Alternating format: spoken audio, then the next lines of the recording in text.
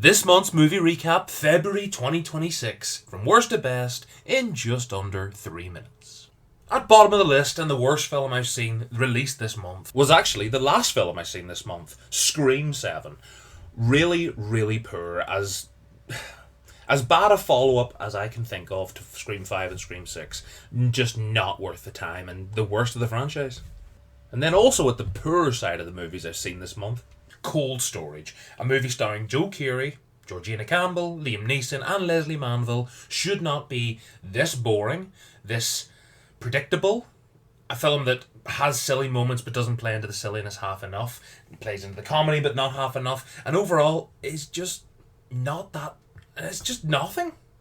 Then it was straight to streaming, The Wrecking Crew. Jason Momoa and Dave Bautista with Marina Baccarin and Jacob Batalon.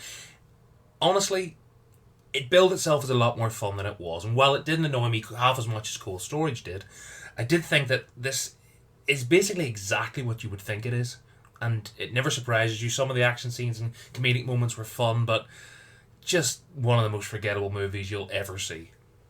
Then probably the movie with the most hype around it this month, but for me fell flat in most ways, and most characters were just annoying. Wuthering Heights, Emerald Fennell's version of it, starring Margot Robbie and Jacob Elordi, just didn't work for me, and I hope it worked for some people, but from what I hear, it's not in any way faithful to the book, and you'll wonder who this is even for.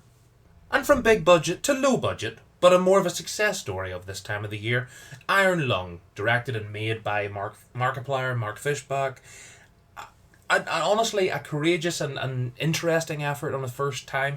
The story itself, while maybe not the most exciting of all time, certainly had some interesting moments, and while the pacing is where this falls down, the Iron Lung was surprisingly decent, and I'm glad to see it doing well.